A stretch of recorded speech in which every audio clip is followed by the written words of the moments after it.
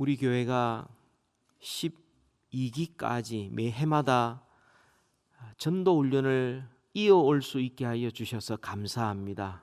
올해도 10주 동안 하나님 훈련을 받고 복음으로 무장하고 또 영혼을 인도하는 또 훈련도 받고 그룹도 인도하는 훈련을 받았는데, 하나님 수료하신 모든 분들에게 은혜를 베풀어 주시사 복음의 일꾼들이 되게 하여 주옵시며, 복음을 결코 부끄러워하지 아니하고 복음을 전함으로 말미암아 하나님의 나라가 이 땅에 임하는 일에 쓰임받는 귀한 주님의 용사들이 되게 하여 주옵소서.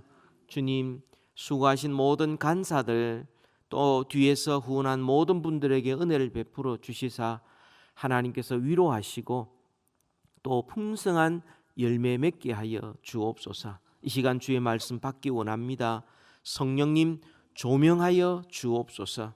말씀하옵소서. 우리가 듣고 순종하겠습니다. 예수님 이름으로 기도하옵나이다. 아멘. 이제 성탄절이 다가오고 있습니다. 앞으로 우리 성탄절까지 계속해서 이 성탄에 대한 말씀을 전하려고 합니다. 성탄, 거룩한 탄생. 성자 하나님께서 세상을 구원하기 위하여 인간의 몸을 입고 이 땅에 오셨음을 기념하는 절기이죠. 우리 성탄절을 맞이하면서 우리가 한 두 가지의 태도는 지향을 해야 하겠습니다. 첫 번째로는 이 성탄의 의미를 별로 생각지 않고 그냥 연말 연시 그 분위기에 편성해서 휴일 보내듯이 그렇게 성탄절기를 맞이해서는 안 되겠습니다. 또 한 가지로는 이 성탄절기 이것이 12월 25일이냐 뭐 3월이냐 뭐 이러면서 여기에 대한 처음부터 반감을 가지고 비판하느라 이 성탄의 의미를 놓쳐버리는 이런 일도 없어야 하겠습니다. 오히려 성탄을 맞이하면서 우리는 정말 육신을 입고 이 땅에 오신 그 예수 그리스도, 그분을 더 깊이 생각하고 그래서 더 주님을 닮도록 결단하는 그런 기회로 삼고요. 또 한 가지로는 이 성탄절기를 맞이하면서 아직도 예수 그리스도를 모르는 자들, 그런 사람들에게 왜 예수님께서 이 땅에 오셨는지, 왜 인간의 몸을 입고 하나님이 오셨는지 그것을 전하는 기회를 만들어야 되겠습니다. 또 성탄절을 맞이하면서 우리는 정말 성탄의 그 정신을 이어받아서 이웃에게 참된 사랑을 실천하는 그런 기회로 만들어야 하겠습니다. 그래서 이 성탄절기를 이렇게 지나면서 또 기다리면서 우리가 육신이 되신 예수 그리스도를 깊이 생각하고 그 예수님을 전하고 그 예수님을 본받아 사랑을 실천하는 그런 시간들이 되시기를 주님의 이름으로 축복합니다. 여러분, 오늘 본문은 스가랴서 9장의 내용입니다. 요즘 매일 성경 본문이 이 스가랴서를 통해서 나아가고 있는데요. 특별히 이 9장은 두 부분으로 나누어집니다. 1절부터 8절까지에서는 모든 나라들을 심판하시는 내용이 기록되어져 있습니다. 집으로 치면 집을 무너뜨리는, 먼저 잘못된 걸 무너뜨리는 그런 내용이죠. 그리고 9절부터 17절까지에서는 예수 그리스도 메시아가 오셔서 회복되는 것을 예언하고 있습니다. 이것은 그 무너진 황폐한 곳에 하나님의 집을 세우는 그런 내용이 여기에 기록되어져 있습니다. 이 회복의 말씀을 주시면서 9절에 보면은 시온에 따라 크게 기뻐할지어다, 예루살렘에 따라 즐거이 부를지어다, 이렇게 말합니다. 왜 크게 기뻐하고 왜 즐거워하느냐? 하나님께서 왕을 보내셨다. 그 왕이 오셔서 자기 백성을 통치하신다. 하나님의 나라를 이루신다. 그래서 그 나라의 백성들은 기뻐하고 즐거워하는 것. 이게 오늘 본문 내용의 핵심 내용입니다. 오늘 본문을 통하여서 우리가 주목해야 될 것은 예수 그리스도께서 왕으로 오셔서 세우실 나라가 어떤 나라인지, 하나님의 나라, 그 나라의 왕은 어떤 분인지, 또 그 나라의 백성들이 가지고 있는 독특함이 어떤 것인지, 여기에 좀 주목해서 살펴보려고 합니다. 그래서 우리가 어느 나라에 소속되어 있는지, 우리가 모시고 따르는 왕은 어떤 분인지, 그리고 그 나라의 백성답게 우리가 살아가는 것이 어떤 것인지 우리가 깨달아 알고 그렇게 살기로 결단하는 은혜가 있기를 주님의 이름으로 다시 축복합니다. 저는 오늘 두 가지를 말씀드리는데요. 첫 번째로는 하나님의 나라가 어떤 곳이냐 하는 겁니다. 하나님의 나라. 이 하나님의 나라가 신약 성경의 다른 말로 하면은 천국, 하나님의 나라, 천국, 또 주의 나라, 아들의 나라, 이렇게 여러 말로 표현되어 있는데요. 이 하나님의 나라, 이게 어떤 곳인가? 10절 말씀에 그 나라의 특징이 나옵니다. 우리 10절을 같이 한번 보십시다. 시작. 내가 에브라임의 병거와 예루살렘의 말을 끊겠고 전쟁하는 활도 끊으리니 그가 이방 사람에게 화평을 전할 것이요 그의 통치는 바다에서 바다까지 이르고 유보라데 강에서 땅끝까지 이르리라. 여기서 그의 통치, 이게 하나님의 나라예요. 왜냐하면 하나님의 나라는 것은 하나님이 다스리는 나라라는 뜻입니다. 그 나라에서는 병거, 말, 활, 이게 끊어지겠다. 오히려 유대인들만 위한 것이 아니라 이방 사람에게도 평화가 전해질 것이다. 이렇게 말씀을 합니다. 하나님의 나라는 인간의 힘으로, 무력으로 세워지고 유지되고 확장되는 나라가 아닙니다. 하나님의 나라. 그런데 이 세상 나라는 모든 것이 처음부터 끝까지 세워지고 유지되고 확장되고 하는 것이 무력으로, 힘으로, 또 칼과 창으로 이루어지게 되는 것이죠. 여러분, 나라 혹은 개인, 사회, 이것이 힘이 있어야 설 수 있다. 힘 없으면 망한다. 이게 세상 나라의 특징입니다. 대표적인 힘이 뭐죠? 그게 군사력이고 경제력입니다. 그래서 나라마다 힘을 가지려고 그래요. 경제력을 가지고, 인구 가지고, 또 군사력을 가지고 어찌하든지 힘을 가져야 된다. 나라만 그렇습니까? 개인도 예외가 아니에요. 세상 나라에 속한 사람들은 어찌하든지 힘이 있어야 된다. 돈이 있어야 된다. 성공해야 된다. 강해야 된다. 그래야 무시 안 당한다. 그래야 남들이 나를 인정한다. 내가 힘이 있어야 사람들이 나를 함부로 대하지 않는다. 내가 힘이 있어야 내가 하고 싶은 대로 할 수 있다.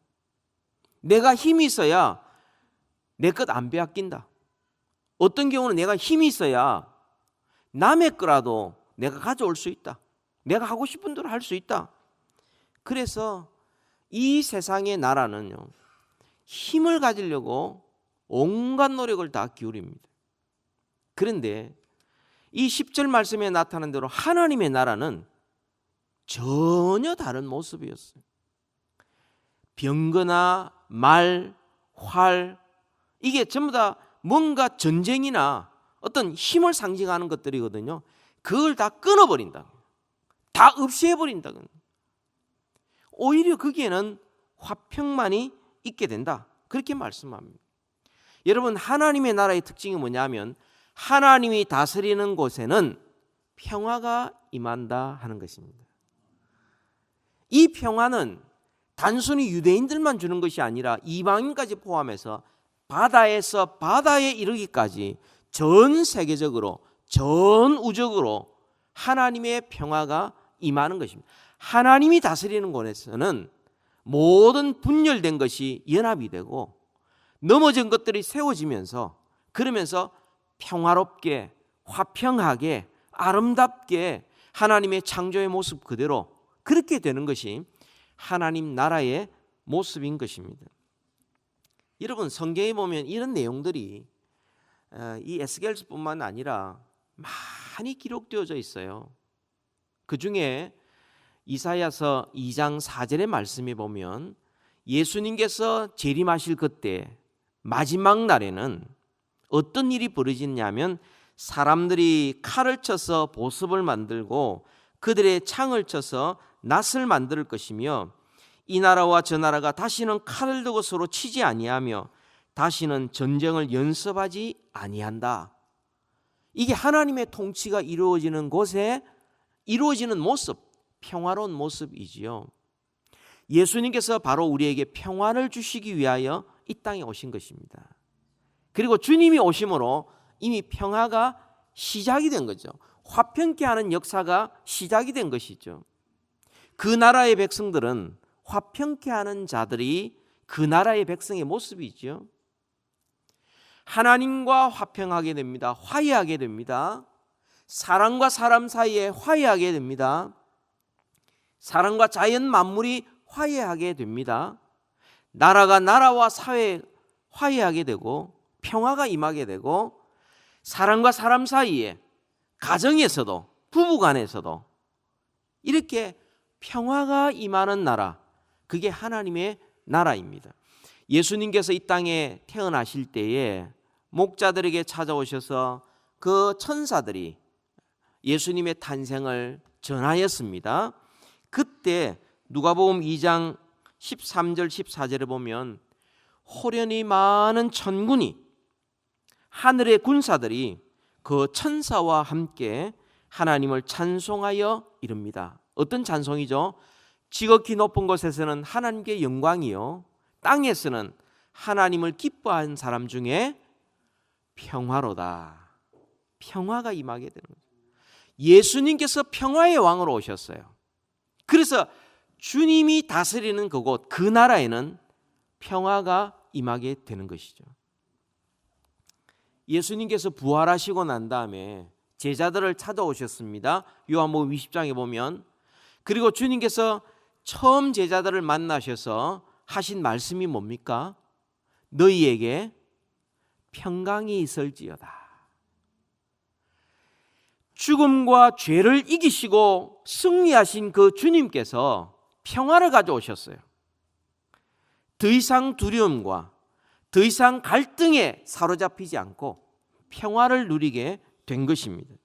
골로새서 1장 19절 20절에 보면 아버지께서 모든 충만으로 예수 안에 거하게 하시고 그의 십자가의 피로 화평을 이루사 하늘과 화평, 사랑과 화평, 또 땅의 것과 땅 아래에 있는 것들끼리 화평하는 하나님의 나라가 이루어지는 곳에는 평화가 임하게 되는 것입니다. 그래서 주님께서 우리에게 너희는 이렇게 기도하라 가르쳐 주셨어요. 나라의 임하옵시며 하나님의 나라, 평화의 나라, 그것이 이 땅에 임하도록, 그것이 우리의 심령에 임하고 우리의 가정에 임하고 교회와 사회와 이 세상에 임하도록 그렇게 기도하라, 그렇게 말씀하셨어요. 여러분, 우리 성탄절을 맞이하여서 우리가 무엇보다도 기도해야 될 것은 하나님의 나라가 이 땅에 임하여서 모든 분열된 것, 모든 싸움들, 모든 갈등들이 없어지고 하나님이 다스리셔서 온전한 평화, 하늘의 평화가 이 땅에 임하도록 기도해야 하겠습니다. 두 번째로 우리가 살펴볼 것은 하나님의 나라의 왕이 어떤 분이냐 하는 것입니다. 그 나라의 백성이 어떤 백성이냐, 어떤 사람들이냐. 여러분, 한 나라의 상태는 그 나라를 다스리는 사람의 성품과 통치 방법에 의해서 좌우가 됩니다. 무섭고 또 강력한 왕이 다스린다면 그 나라는 다 무서움에 떨게 될 것입니다. 하나님의 나라는 무력으로 다스리는, 강압으로 다스리는 그런 무서운 나라가 결코 아닙니다. 하나님 나라의 왕이 그런 분이 아니기 때문이죠. 여러분, 9절 말씀, 이 우리가 소속되어 있는 하나님의 나라의 왕이 어떤 분이냐? 9절 다 같이 한번 읽읍시다. 시작. 시온에 따라 크게 기뻐할지어다. 예루살렘에 따라 즐거이 부를지어다. 보라, 내 왕이 내게 임하시나니 그는 공의로우시며 구원을 베푸시며 겸손하여서 나귀를 타시나니 나귀의 작은 것 곧 나귀 새끼니라. 아멘. 그 왕이 임하는데 그 왕은 공의로우신 분입니다. 공평하시고 편애가 없고 차별이 없는 분이세요. 공평하신 분. 어떤 인종의 차별도 없습니다. 귀천의 차별도 없어요. 주님은 모든 사람을 공의롭게 대하시고 그래서 모든 사람을 구원하시는 분이십니다. 특별히 그 하나님의 나라의 왕은 겸손하신 분이다. 나귀의 작은 것, 곧 나귀 새끼를 타시는 분이시다. 그렇게 말씀합니다. 여러분, 성경에 나귀를 사람들이 탄 예는 있습니다만 왕이 나귀를 타고 왕이 즉위식 한 적은 없습니다. 한번 상상해 보십시오. 아무리 모자란 왕이라도 왕의 도포를 쫙 입고, 그죠? 말을 타든가, 안 되면은 걸어서라도 가죠. 앞에 좌우에 그냥 앞뒤에 사람들을 동원해서라도, 그래서 자기가 얼마나 힘이 있고 권위가 있는지를 보여주는 왕이 아니겠습니까? 근데 상상을 해보십시오. 왕인데 나귀도 아니고 나귀 새끼 쩔쩔쩔쩔 가는 그 나귀를 타고 앉아서 왕이 그거 타고 간다는 거예요. 아마 이 인류 역사 가운데 왕이 즉위식에 나귀 새끼 타고 쩔쩔쩔쩔 갔던 분은 예수님밖에 없을 거예요. 예수님께서 이 스가랴의 예언 그대로 나귀 새끼를 타고 왕으로서 성에 입성하셨습니다. 마태복음 21장 1절부터 5절까지 보면은 예수님께서 예루살렘으로 이제 마지막으로 올라가십니다. 벳박의 마을 근처로 가셨을 때 제자들을 보내시지요. 그리고는 가보면 나귀가 있을 것이고 나귀 새끼가 있을 것이다. 풀어서 가져오라. 만약에 누군가 묻거든, 왜 그러냐 묻거든, 주가 서시겠다 하라. 왕이 선다. 그러면 아무 말 없이 보내줄 것이다. 그리고 이어서 예수님께서 하시는 그 일이 무슨 일이냐면 이는 선지자를 통하여 하신 말씀을 이루려 하심이라. 이게 바로 스가랴서 9장 9절에 있는 말씀인 것입니다. 여러분, 그냥 말을 타거나 병거를 타고 들어가도 시온산을 파내 나귀 새끼를 타고 들어가십니다. 예루살렘 성으로 들어가셨을 때 거기에 있는 성에 있는 사람들이 다 나왔습니다. 호산나 호산나 우리를 구원해 주옵소서라고 찬양했고요. 그들의 겉옷을 벗어서 그 다음에 그들이 흔드는 감람나무의 그 가지들을 막 하면서 그 왕으로 오신 주님을 영접했어요. 근데 주님이 그렇게 예루살렘 성에 입성하셔서 뭐 하셨습니까? 잡히셨어요. 뭐 하셨습니까? 매 맞았어요. 그리고 십자가에 달려서 죽으셨습니다. 이분이 바로 우리의 왕이십니다. 이분이 바로 온 세상의 창조주십니다. 이분이 바로 하나님의 영광의 광채시요 그 본체의 형상이십니다. 만물을 창조하시고 만물을 다스리시는 만왕의 왕이십니다. 근데 그분이 겸손하여서 나귀 새끼를 타고 가셔서 잡히시고 죽으셨던 것입니다. 이 아침에 여러분에게 질문하고 싶습니다. 여러분은 예수님을 어떻게 믿고 따르고 있습니까? 혹시 겸손하여 나귀 새끼를 타신 그 예수님께 여러분 권세, 힘, 금과 은 구하지 않습니까? 그 주님 앞에 출세만을 구하고 있지는 않습니까?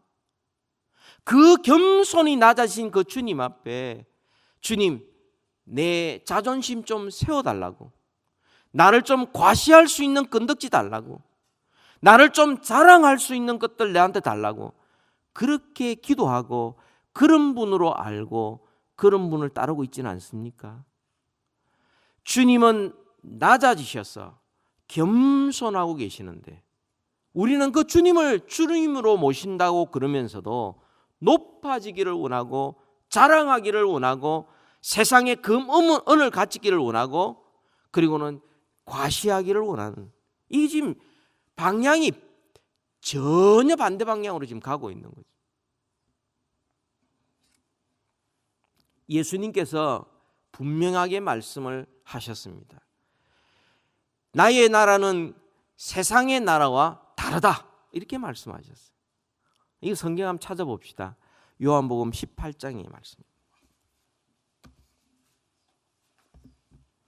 요한복음 18장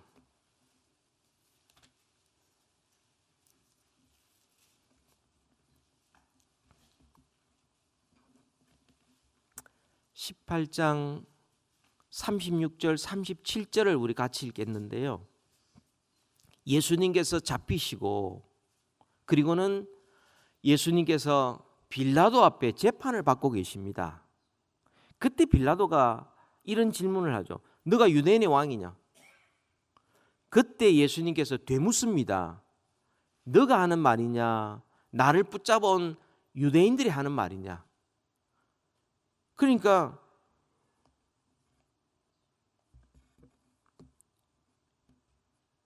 제사장들이 빌라도가 하는 말이 그렇습니다.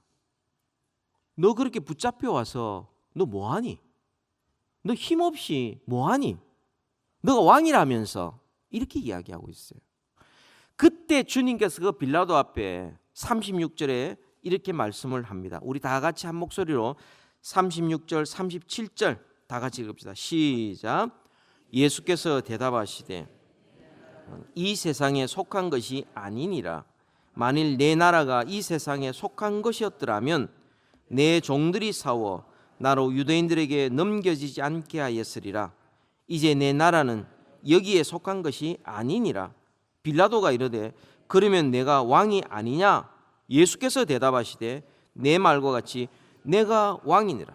내가 이를 위하여 태어났으며 이를 위하여 세상에 왔으니 곧 진리에 대하여 증언하려 함이로라.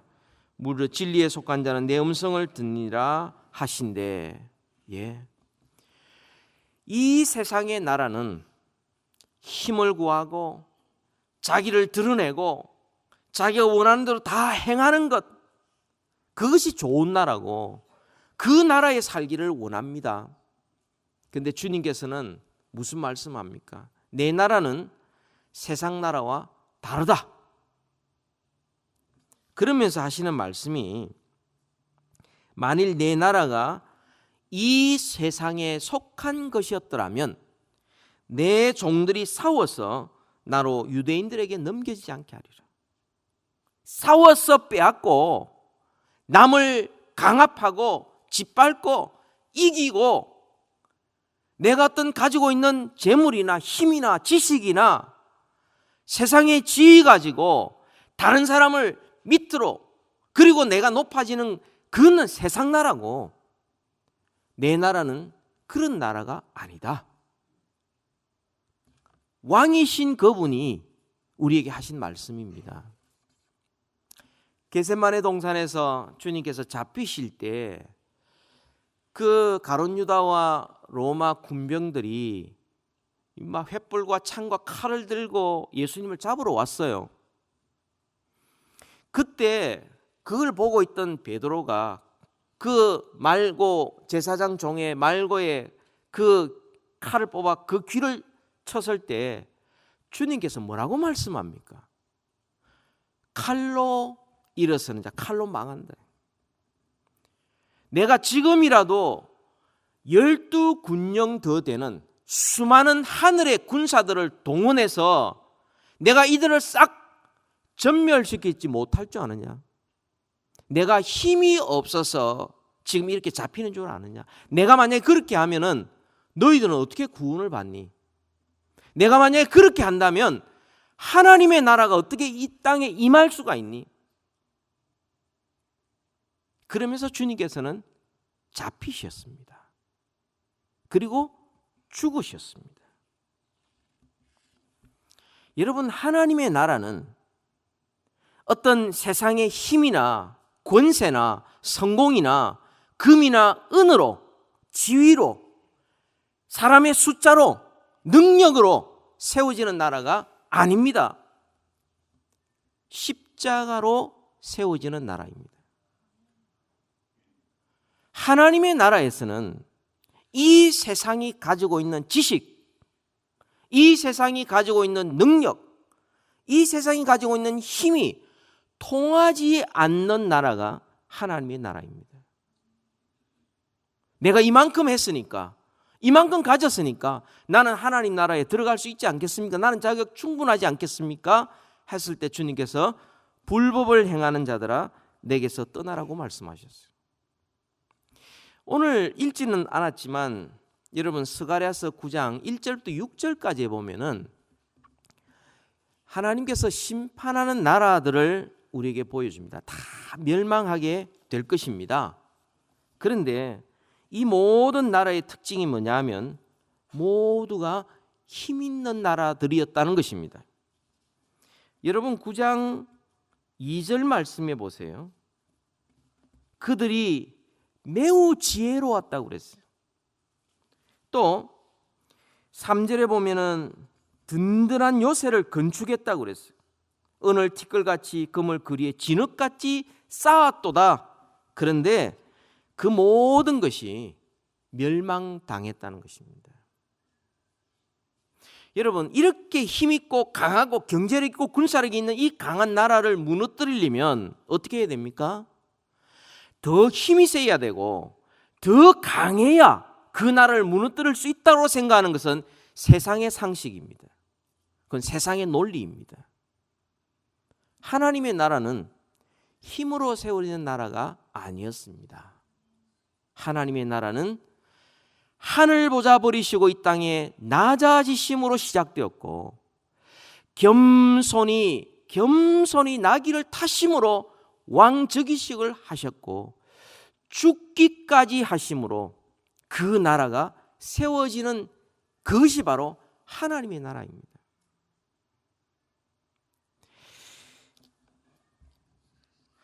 예수님께서 하나님의 나라를 세우실 때 그것은 겸손함으로 낮아지심으로 그 나라를 세우셨습니다.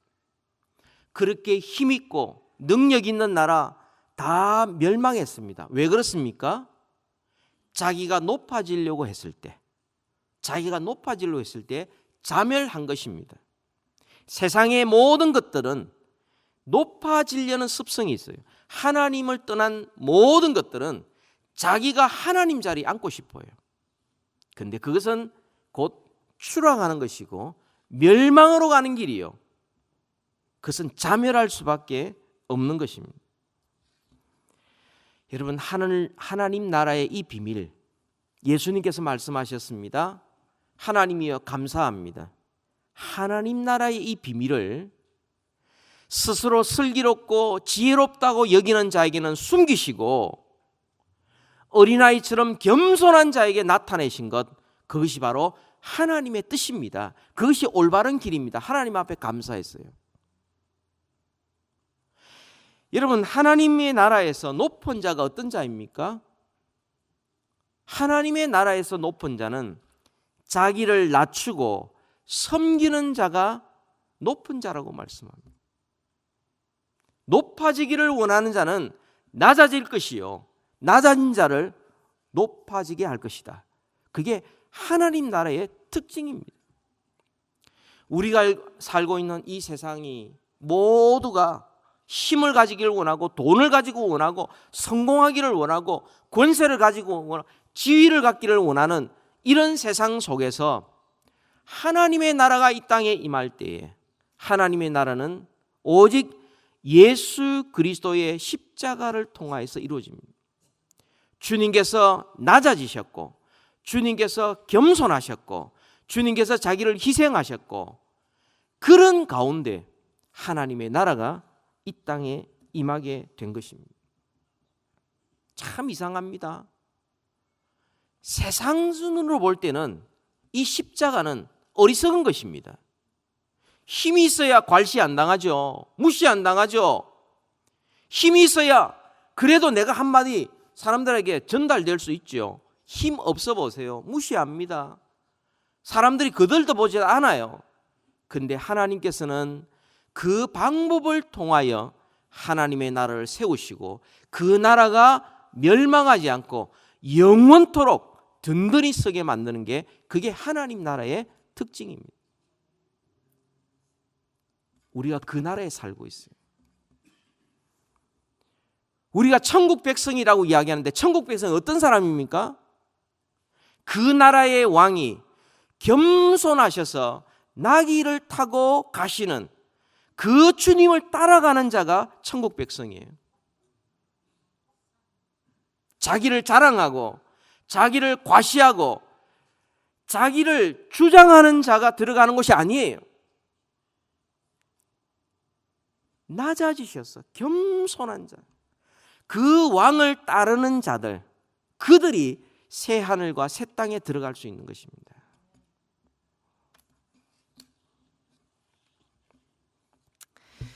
오늘 본문 16절 17절을 보세요. 16절 17절 9장 16절, 이 날이 언제입니까? 승리의 날, 구원의 날입니다. 이 날에 주님께서 어떻게 승리하셨죠? 죽으심으로 승리하셨어요. 십자가로 승리하셨어요. 이 죽으심과 십자가를 통하여 하나님께서 자기의 양떼같이 구원하셨어요. 양떼는 자기 스스로를 보호할 수 없습니다. 각기 제 길로 다닙니다. 그들을 위하여 목자 되신 주님께서 목숨을 버리심으로 그 양떼를 구원해 내셨어요. 십자가로 자기 백성을 죄와 사망에서 구원해 내시고, 이 양들을 결국 어떻게 하셨느냐? 그들이 왕관의 보석같이 여호와의 땅에 빛나리로다. 스스로를 보호할 수 없는 양떼 같은, 여러분, 모든 동물 가운데 제일 자기 방어력이 없는 동물이 양떼입니다. 그 양떼가 안전한 것은 목숨 걸고 지키는 선한 목자가 있기 때문이에요. 내 인생은 내가 지키는 게 아닙니다. 교회는 사람이 지키는 게 아니에요. 힘과 돈으로, 숫자로, 능력으로 지키는 것이 아니라 교회는 머리 대신 주님이 지키는 거예요. 우리 인생도 마찬가지입니다. 세상을 이기는 이김이 뭐냐? 우리의 경제력이 아닙니다. 건강이 아닙니다. 능력과 지식이 아니에요. 세상을 이기는 것은 우리의 목자 되신 주님을 변함없이 따르는 믿음이 세상을 이기게 만드는 것입니다.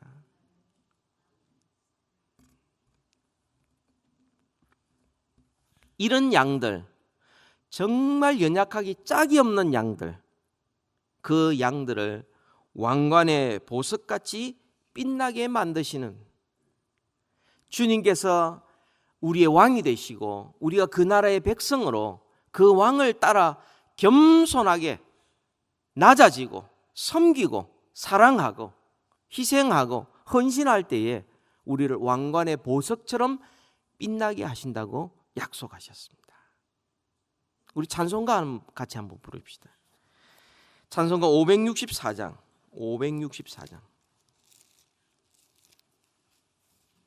1절과 2절을 보십시다. 예수께서 오실 때에 이게 어린아이들만 해당되는 게 아니고 하늘나라의 백성들이 어떻게 되는지 564장 1절 2절 우리 같이 한번 찬양합시다. 이 오늘 주신 말씀을 기억하면서요.